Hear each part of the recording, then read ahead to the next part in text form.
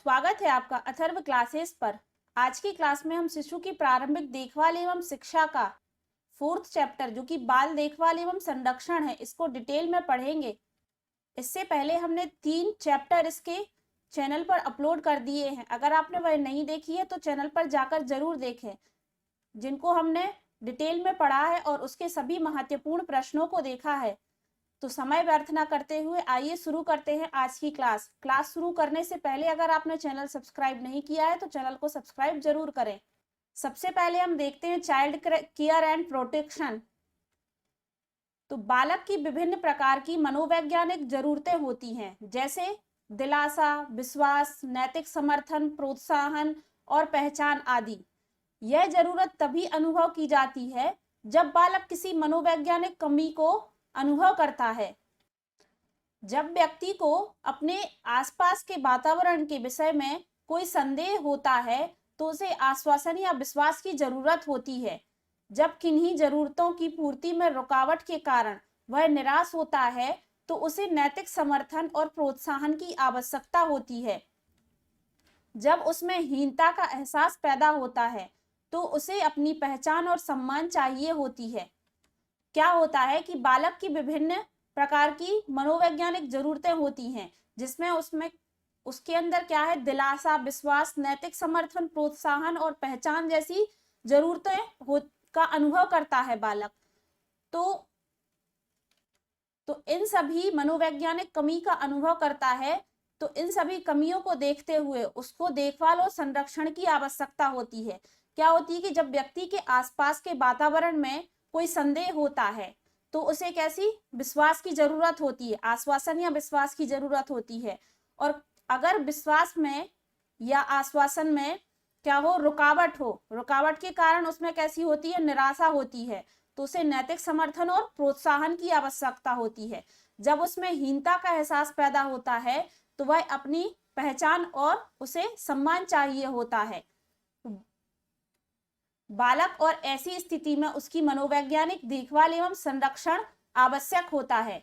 तो ऐसे उसे आश्वासन देकर या प्रोत्साहन देकर उसकी हालत में सुधार किया जाता है। तो इसके बाद हम बालक की सभी जो कि बचपन में होने वाली देखभाल और शैशवावस्था में होने वाली देखभाल और संरक्षण को समझेंगे। तो सबसे पहले हम बचपन में बालक की देखभाल और संरक्षण को देखेंगे। बाल्यावस्था के दौरान बच्चा शारीरिक रूप से इतना छोटा और कमजोर होता है कि अपनी मूल आवश्यकताओं जैसे कि भूख, प्यास या मल त्याग आदि को पूरा नहीं कर सकता। इसके लिए बच्चे दूसरों पर निर्भर रहता है। जब बाल्यावस्था में बच्चा छोटा होता है तो उसकी जो शारीरिक जरूरतें होती हैं उसको पूरा करने के लिए वह दूसरों पर निर्भर रहता है। तो इसमें एरिक्सन ने अपनी थ्योरी में वर्णन किया है कि पहले वर्ष में बच्चे को केवल एक ही प्रश्न और काम होता है कि क्या मैं संसार पर विश्वास कर सकता हूं। यदि अन्य लोग बच्चे को देखभाल करते हैं और उसकी मूल जरूरतों की पूर्ति करते हैं तो बच्चों में प्रारंभिक विश्वास का विकास होने लगता है। यदि बच्चा इस समर्थन और देखभाल से वंचित होता है तो उसमें संसार के प्रति अविश्वास पैदा हो जाता है। जो बच्चे में प्रारंभिक विश्वास का विकास होता है वह बच्चे को देखभाल और उसकी मूल जरूरतों पर निर्भर करता है कि अगर उसकी मूल जरूरतें पूरी होंगी तो जो प्रारंभिक विश्वास है वह विकसित होगा। यदि बच्चा समर्थन और देखभाल से वंचित होगा तो उसमें संसार के प्रति कैसा अविश्वास पैदा हो जाएगा। एरिक्सन के अनुसार जब बच्चा 2 से 3 वर्ष का होता है तो माता पिता को चाहिए कि वह उसे स्वतंत्र पूर्वक इधर उधर घूमने दें और उसकी ऐसी प्रवृत्तियों का समर्थन करें। इसमें स्वायत्तता की भावना पैदा होती है जिससे वह बड़ा होकर अपने निर्णय खुद लेने के योग्य हो जाता है। यदि बच्चे को ऐसा ना करने दिया जाए तो बच्चों में शर्म और संदेह की भावना पैदा हो जाती है। 4 से 5 वर्ष की आयु में अपने पर्यावरण की छानबीन से बच्चे में आत्मविश्वास पैदा हो जाता है जिससे वह किसी काम में पहल करने में नहीं झिझकता। यदि बच्चे को यह अवसर ना दिया जाए तो इसके परिणाम स्वरूप अपराध की भावना पैदा होती है।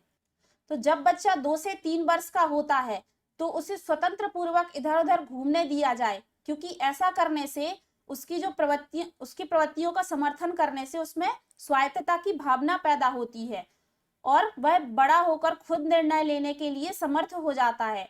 और जब बच्चा 4 से 5 वर्ष का होता है तो उसे पर्यावरण को देखने और उसकी छानबीन करने में बच्चों में क्या होता है, आत्मविश्वास पैदा होता है, जिससे उनके अंदर किसी काम की जो पहल करने की होती है उसमें झिझक नहीं होती है। यदि बच्चों को यह अवसर ना दिया जाए तो इसके परिणाम से बच्चों में कैसी अपराध की भावना पैदा होती है। अपनी जरूरत को पूरा करने के लिए बच्चों को दूसरों के सहयोग की आवश्यकता होती है। बच्चों को प्यार और इसमें स्नेह की आवश्यकता होती है, जो प्यार भरे स्पर्श से दर्शाया जा सकता है। जांच पड़ताल और खेल में आप विश्वास पैदा होता है, जिससे कोई भी काम शुरू करके उसे पूरा करने में सहायता मिलती है। यदि इन जरूरत की पूर्ति ना हो तो बच्चे में कई प्रकार की नकारात्मकता पैदा होती है, जैसे कि अविश्वास, शर्म, अपराध भावना, हीन भावना आदि। क्या होता है कि बच्चे को बुनियादी जरूरतों को पूरा करने के लिए दूसरों के सहयोग की आवश्यकता होती है और बच्चे को प्यार और स्नेह की, इसके साथ साथ प्यार और स्नेह की भी आवश्यकता होती है। जब वह प्यार भरे स्पर्श को देखता है और उसकी जांच पड़ताल और खेल में उससे क्या होता है, आत्मविश्वास पैदा होता है, जिससे कोई भी काम शुरू करके उसे पूरा करने में सहायता मिलती है। यदि इन जरूरतों को पूरा ना हो, यदि ये सब जरूरतें उसकी पूरी ना हो तो उसमें क्या होगा, नकारात्मकता पैदा होगी, जिसके कारण उसमें बहुत सी भावनाएं नकारात्मक रूप से होंगी उसमें, जैसे कि अविश्वास हो जाएगा, शर्म की भावना हो जाएगी, अपराध की भावना, हीन भावना आदि उसमें उत्पन्न हो जाएंगी। इसके बाद हम किशोर अवस्था में बालक की देखभाल एवं संरक्षण को देखेंगे। तो यह 12 से 18 वर्ष के बीच का समय होता है। जो किशोर अवस्था का समय काल होता है वह 12 से 18 वर्ष के बीच का समय होता है। इसे जीवन का सबसे नाजुक दौर कहा गया है। इसमें विकास बहुत तेज गति से होता है और इसे तनाव और उपद्रव की अवस्था भी कहा जाता है। बच्चों को शारीरिक और यौन संबंधी परिवर्तनों से समायोजन करना पड़ता है। तो याद रखिए कि जो जीवन का सबसे नाजुक दौर होता है वह किशोर अवस्था को कहा जाता है और इसमें विकास बहुत तेज गति से होता है। इसी के साथ इसे तनाव और उपद्रव की अवस्था भी कहा जाता है। इसमें बच्चों में जो शारीरिक और यौन संबंधी परिवर्तनों का समायोजन, मतलब इसमें यौन संबंधी और शारीरिक परिवर्तन ज्यादा देखने को मिलते हैं। इसके बाद माता पिता और समाज की अपेक्षा बढ़ जाती है। जब बालक 12 वर्ष से ऊपर का होता है तो जो माता पिता और समाज की अपेक्षाएं क्या होती हैं, बच्चों में बढ़ जाती हैं, क्योंकि बच्चा देखने में बड़ा लगता है लेकिन मनोवैज्ञानिक रूप से वह अभी भी छोटा होता है। बच्चा क्या है, देखने में शारीरिक रूप से बड़ा लगने लगता है, लेकिन अगर मनोवैज्ञानिक रूप से देखा जाए तो बच्चा अभी भी छोटा होता है। इस अवस्था में बच्चों को देखभाल एवं संरक्षण की आवश्यकता अधिक होती है। इस अवस्था की सबसे महत्वपूर्ण जरूरत शारीरिक परिवर्तनों, सामाजिक अपेक्षा और भावुकता में समायोजन करना है। किशोर अवस्था के दौरान बच्चों को अपनी पहचान बनाना होती है। किशोर को न्यूनतम योग्यता, कौशलों की जरूरत अनुभव होती है ताकि वयस्क होने पर वह अपनी कमाई के साधन ढूंढ सके। इससे उसे अपनी पहचान बनाने में सहायता मिलती है। इस अवस्था में क्या है, बच्चे को अधिक देखभाल और संरक्षण की आवश्यकता होती है, क्योंकि इस अवस्था में भावनात्मक संवेदना भी बहुत पाई जाती है। क्या होता है कि जब बच्चा बात बात पर दुखी और उत्तेजित महसूस करता है तो इस अवस्था में क्या होता है, भावनाओं पर नियंत्रण करना भी बहुत जरूरी होता है। इसके साथ साथ ही बच्चों पर यौन संबंधी जो परिवर्तन होते हैं वह बच्चों पर अत्यधिक दबाव डालते हैं। उसे इन परिवर्तनों को स्वीकार करना होता है। और इसके अलावा इस अवस्था की सबसे जो महत्वपूर्ण जरूरत होती है वह शारीरिक परिवर्तनों, सामाजिक अपेक्षाओं और भावुकताओं में समायोजन करना होता है। इसके साथ साथ ही उसे अपनी कौशल, योग्यताओं और कौशलों की जरूरत का अनुभव होता है ताकि वयस्क होने पर वह अपनी कमाई के साधन ढूंढ सके, ताकि वह आगे जाकर क्या कर सके, अपनी पहचान बना सके। इसके बाद हम देखेंगे बाल निर्देशन। Child instruction. तो बाल निर्देशन में निर्देशन का अर्थ कोई आदेश नहीं होता है, बल्कि ऐसी प्रक्रिया है जिसमें किसी कार्य, अनुभव अथवा निर्णय के प्रति सहयोग की भावना, सहयोग की भूमिका का निर्वहन करना होता है। निर्देशन का अर्थ कोई आदेश नहीं होता है। क्या होता है कि ये ऐसी प्रक्रिया है जिसका किसी कार्य, अनुभव या निर्णय के प्रति सहयोग की भूमिका का निर्वहन करना होता है। निर्देश देने वाला व्यक्ति अनुभवशील और कुशल होता है। वह अपनी योग्यता के आधार पर व्यक्ति की क्षमताओं, रुचियां और प्रवृत्तियों की परख है उसे निर्देशित करता है। वह अपनी योग्यता के आधार पर क्या करता है, जो व्यक्ति की क्षमताएं होती हैं, रुचियां होती हैं और उसकी प्रवृत्तियां होती हैं, उसकी परख करता है और उसे निर्देशित करता है। स्किनर के अनुसार निर्देशन युवकों की सहायता देने की वह प्रक्रिया है जिसके द्वारा वह स्वयं के साथ, दूसरों के साथ और परिस्थितियों के साथ सहायता करना सीखते हैं।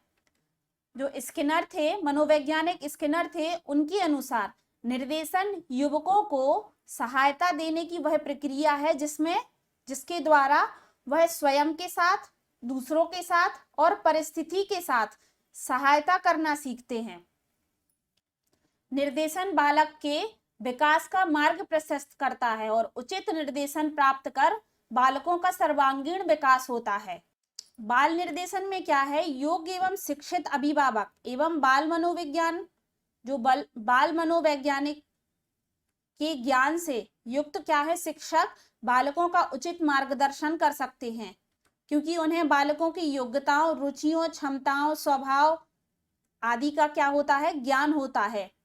इससे क्या है, बालक के विकास का मार्ग प्रशस्त होता है और उचित निर्देशन प्राप्त कर बालकों का सर्वांगीण विकास होता है। इसके बाद हम निर्देशन का उद्देश्य देखेंगे। तो निर्देशन का उद्देश्य बालकों की विभिन्न क्षेत्रों में सहायता करना है। स्किनर के अनुसार वर्तमान शिक्षा में निर्देशन का उद्देश्य है प्रत्येक व्यक्ति की उनकी क्षमताओं, रुचियों तथा अवसरों के अनुकूल चयन करने में सहायता पहुंचाना। निर्देशन बालक की क्षमताओं के विकास के साथ साथ समायोजन की भी क्षमताएं प्रदान करता है। वास्तव में क्या है कि निर्देशन सही दिशा की ओर चलने का संकेत देता है। क्या है कि यह बालक की जो क्षमताएं और रुचियां हैं उनको क्या है, अवसर प्रदान करता है और एक सही दिशा में चलने की ओर संकेत देता है। इसके बाद हम निर्देशन के उद्देश्य देखेंगे। बालक की योग्यताओं के विकास में सहयोग देना, बालक की शक्तियों को सही दिशा में चलने का मार्ग प्रशस्त करना, बालक को कठिन से कठिन समस्याओं को हल करने के योग्य बनाना, बालक को अपनी स्थिति के साथ समायोजन की क्षमताओं में सहयोग देना, बालक को उनके निर्णय में सहायता देना, बालकों को उनकी रुचियां और क्षमताओं के अनुसार क्षेत्र अथवा विषयों के चुनाव में सहायता देना, बालकों की अंतर्निहित योग्यताओं की पहचान कर उसके अभिव्यक्ति का मार्ग प्रशस्त करना, व्यक्तिगत विकास में सहायता देना, उत्तरदायित्व एवं आत्मविश्वास के विकास में सहायता देना, सर्वांगीण विकास में सहायता देना।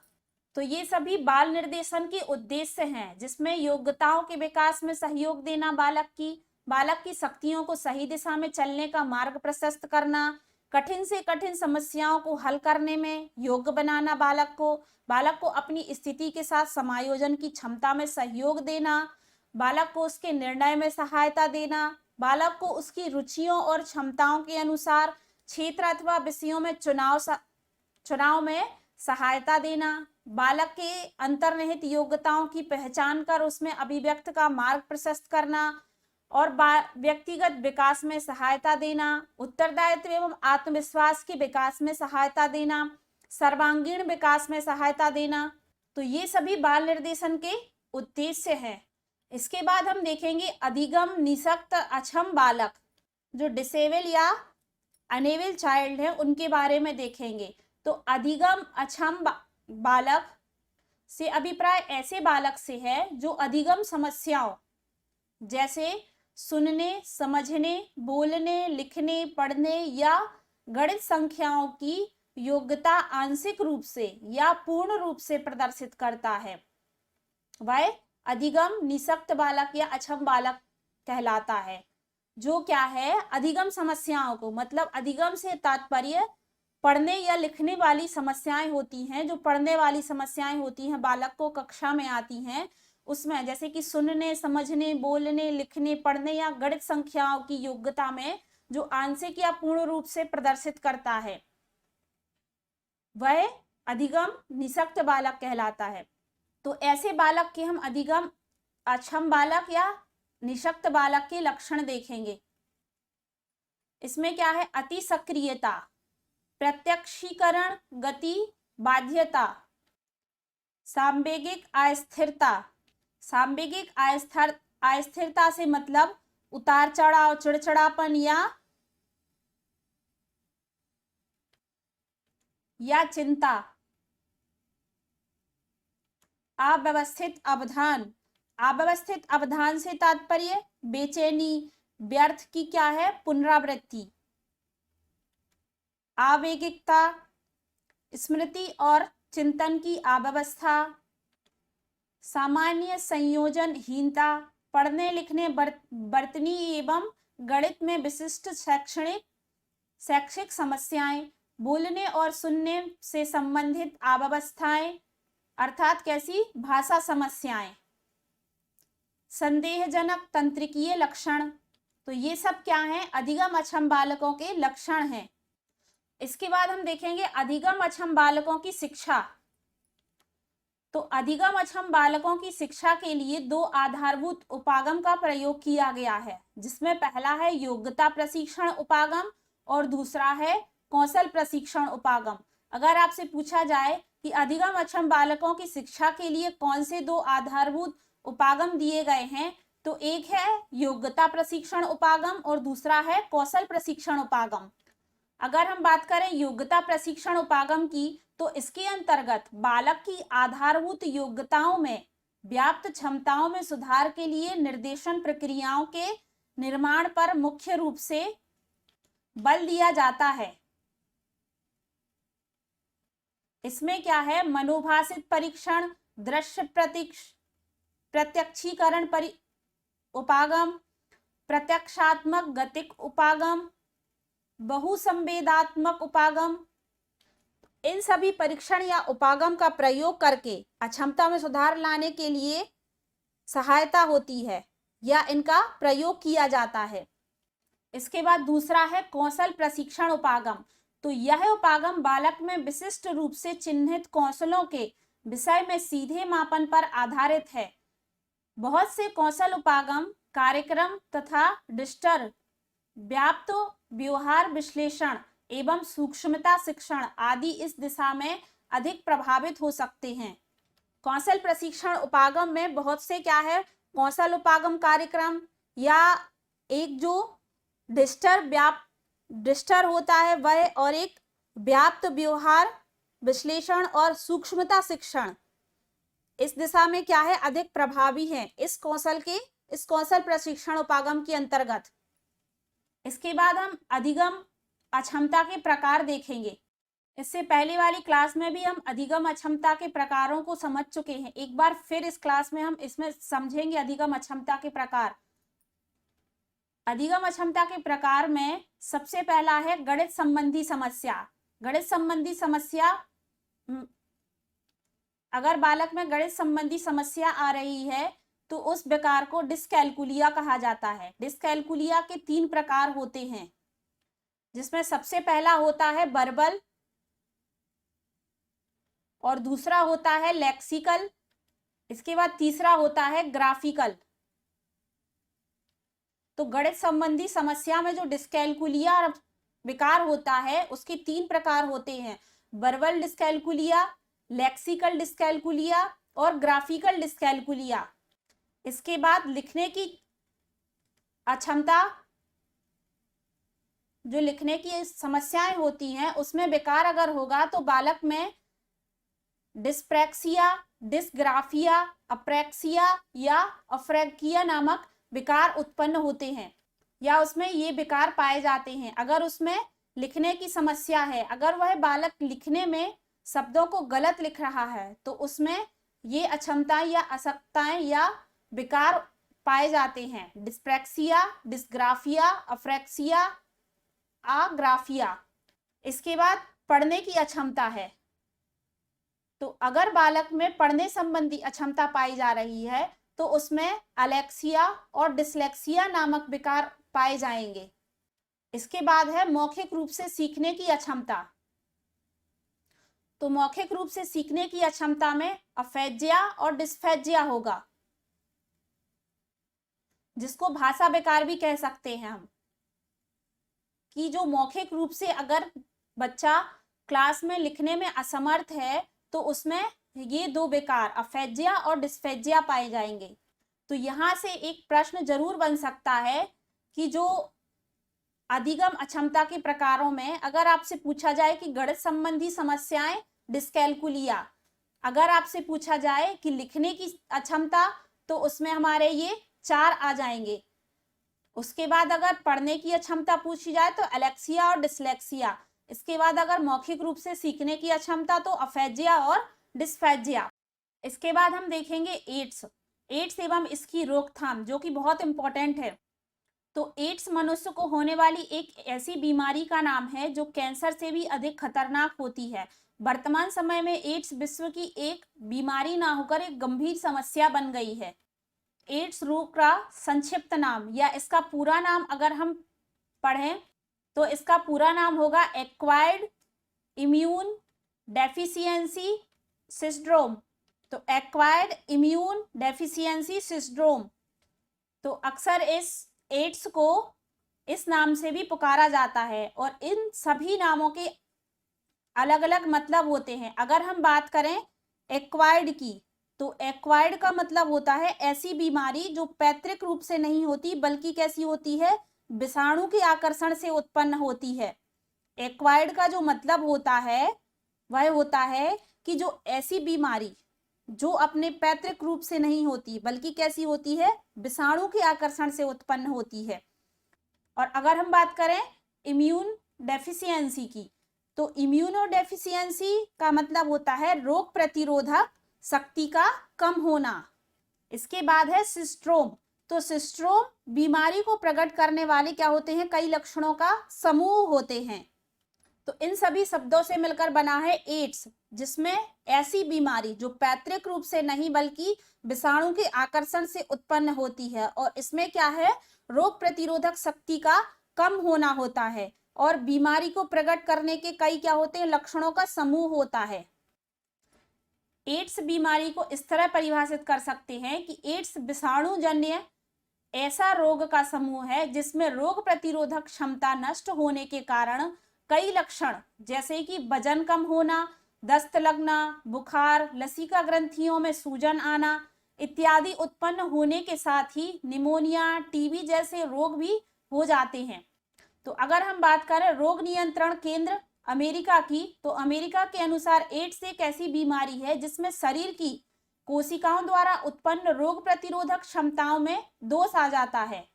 तो यह ऐसे रोग से मिलती है जिसमें बिना किसी ज्ञात कारण के कंपोसी सार्कोमा, निमोसिस्टम, कैरिनाई निमोनिया अथवा क्या तथा अन्य गंभीर रोगों के विरुद्ध रोग प्रतिरोधक शक्ति कम हो जाती है।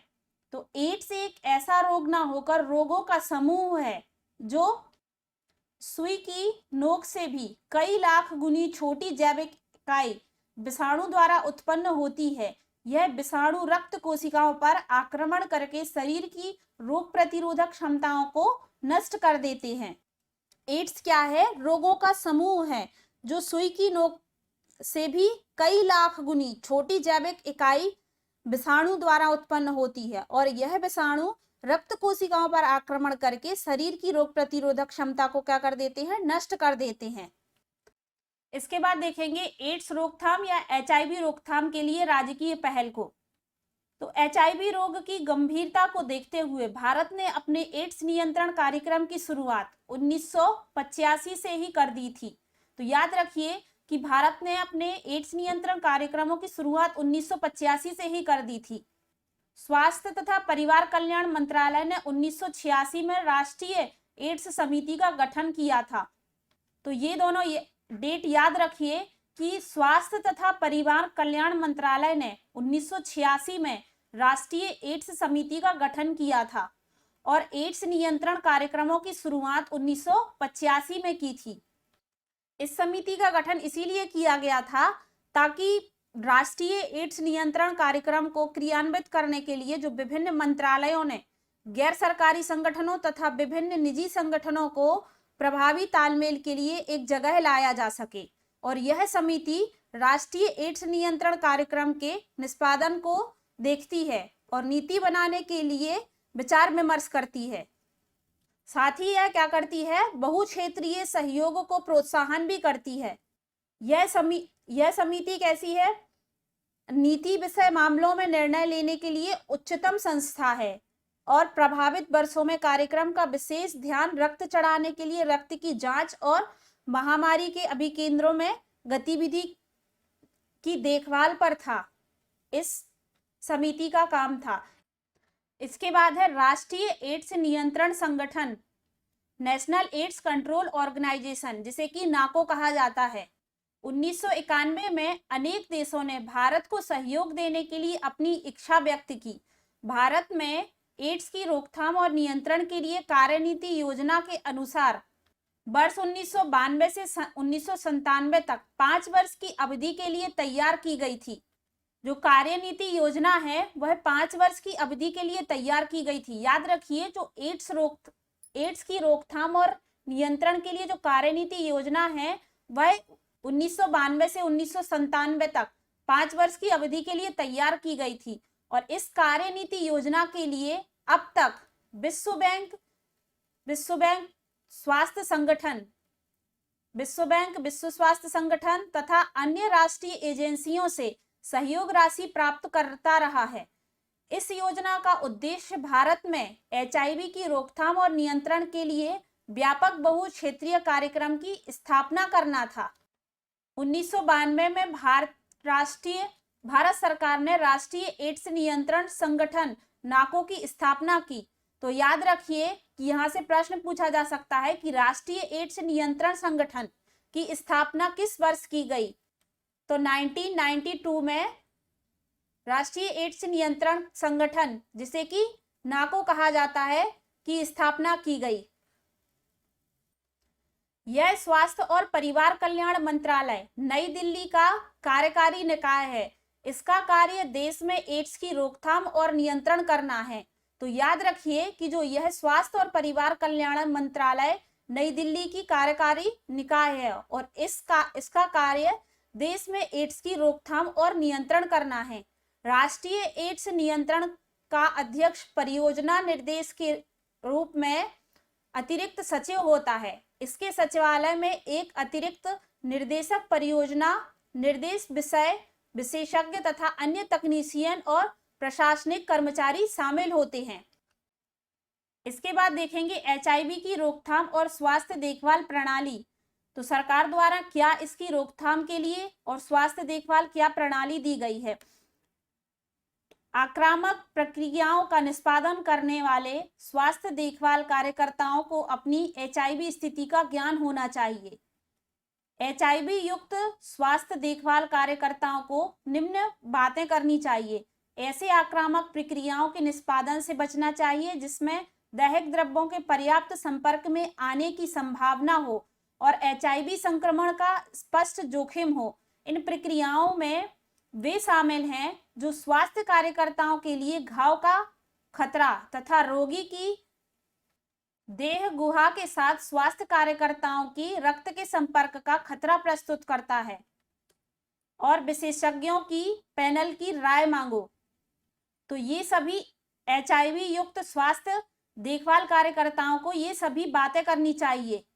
इसके साथ ही आक्रामक मेडिकल प्रक्रिया करने के लिए अनुमोदित HIV युक्त स्वास्थ्य कार्यकर्ताओं को उसी रोगी को अपने संक्रमण के बारे में बता देना चाहिए। संक्रमण की निम्न जोखिम तथा स्क्रीनिंग कार्यक्रम के व्यय के कारण स्वास्थ्य कार्यकर्ताओं की अनिवार्य टेस्ट की आवश्यकता नहीं है। इसके साथ ही ऐसी गर्भवती महिला स्वास्थ्य कार्यकर्ता को अपने लिए अथवा अपने शिशु के लिए एचआईवी संक्रमण का अधिक खतरा नहीं है, जिसका एचआईवी युक्त व्यक्ति के साथ संपर्क अकस्मात मात्र होने तक सीमित हो। इसके बाद देखेंगे एकीकृत बाल संरक्षण योजना, जिसे कि आईसीपीएस कहा जाता है।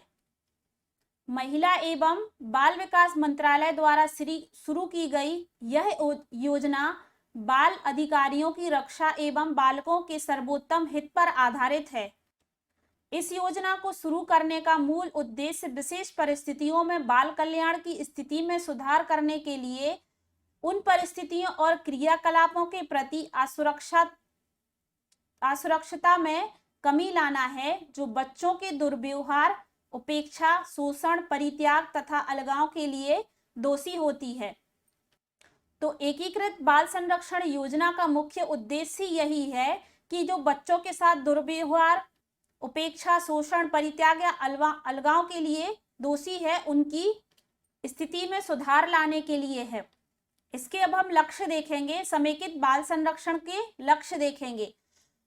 तो जोखिमग्रस्त बालकों तथा परिवारों के लिए जरूरतों और सेवाओं का ढांचा तैयार करना, जिला एवं राज्य स्तरों पर बाल संरक्षण की योजना तैयार करना तथा योजना को क्रमिक रूप से ब्लॉक एवं समुदाय स्तरों तक पहुंचाना, सेवा वितरण की प्रणाली एवं कार्यक्रमों को सफल करना जिसमें निरोधात्मक, संविधित देखभाल और पुनर्वास से संबंधित सेवाएं शामिल हों, प्रदत्त सीमाओं तक पहुंचने और गुणवत्ता में सुधार लाना हो, माता पिता की देखभाल से वंचित बालकों के लिए गैर संस्थानिक परिवार आधारित देखभाल का विकल्प जिसके तहत शामिल होंगे असुरक्षित परिवारों का प्रयोजन, कौटुंबिक देखभाल देश के अंदर गोद लिया जाना या अंतर्राष्ट्रीय स्तर पर गोद लिया जाना हो। तो सेवा प्रदाताओं की क्षमता में विस्तार, ज्ञान के आधार, जागरूकता और समर्थन को सबल करना, साक्ष्य आधारित पर्यवेक्षक और मूल्यांकन तथा सेवा योजना, निर्णय हेतु कठिन परियोजना में पड़े बच्चों, देखभाल की आवश्यकता वाले बच्चों, सेवा प्रदाताओं और प्रदत्त सेवाओं पर एक समेकित जीवंत वेब आधारित डेटाबेस की स्थापना करना। तो ये सभी एकीकृत बाल संरक्षण योजना के अंतर्गत उनके लक्ष्य हैं। समेकित बाल संरक्षण के ये सभी लक्ष्य हैं जिसमें सभी जोखिमग्रस्त बालकों तथा परिवारों के लिए जरूरत और सेवाओं का ढांचा तैयार करना है और इन सभी लक्ष्यों को पूरा करना है। तो आज की क्लास यहीं पर समाप्त करते हैं। आज की क्लास में हमने बाल देखभाल एवं संरक्षण को विस्तार में समझा है। इसके अगली क्लास में हम इसी के महत्वपूर्ण प्रश्नों को देखेंगे जो कि एग्जाम की दृष्टि से महत्वपूर्ण है। तो हमारे साथ जरूर जुड़े रहिए। अगर आज की क्लास पसंद आई है तो वीडियो को लाइक जरूर करें और कमेंट करके जरूर बताएं कि आज की क्लास कैसी लगी है।